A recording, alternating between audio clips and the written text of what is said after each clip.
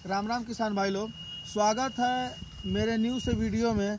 आज कुछ आप लोग से बात ये करनी थी कि मैं देखता हूँ कि कुछ किसान भाई लोग अक्सर अपने खेत को पलियर छोड़ देते हैं। पलियर छोड़ने का कारण ये बताते हैं कि खेत पलियर छोड़ देने से उत्पादन ज़्यादा हो जाती है। ठीक है, मैं मानता हूँ कि उत्पादन ज़्यादा हो जाती है, लेकिन मेरे हिसाब से ये कहना है कि अगर खेत में गेहूं की फसल और धान में धान की फसल लगाएं तो दोनों फसल का फ़ायदा मिल सकता है और दोनों फसलों को बेच के कुछ पैसे भी मिल सकते हैं।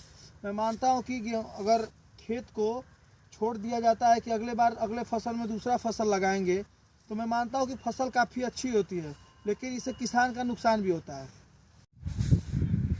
मैं मानता हूं कि खेत पलियर छोड़ने से किसान को अगर फ़ायदा लगता है तो ठीक है, उससे कोई दिक्कत नहीं है, लेकिन मेरे अनुसार खेत में अगर किसान 2 फसल उगाएगा तो उसको डबल प्रॉफिट होगी।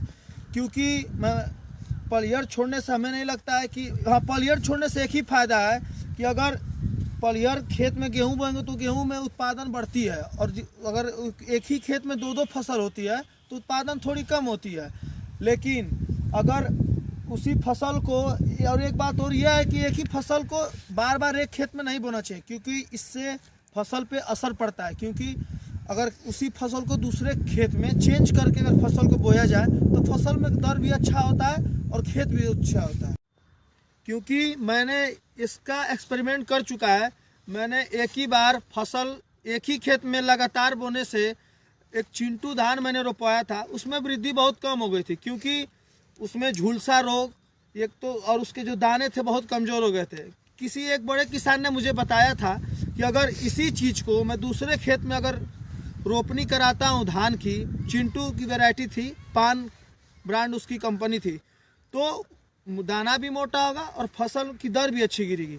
तो इसीलिए मेरा यही कहना है कि अगर किसान खेत को खाली ना छोड़ के अगर उसमें डबल फसल उगाता है तो उसको डबल प्रॉफिट होती है। तो यही मेरे कहने का उद्देश्य था। बाकी आज के सभी किसान अपने लिए खेत के अनुसार रोपाई या बुआई कर ही रहा है। तो फिर मिलते हैं प्यारी सी और अच्छी सी वीडियो में। तब तक के लिए नमस्कार, जय जवान जय किसान।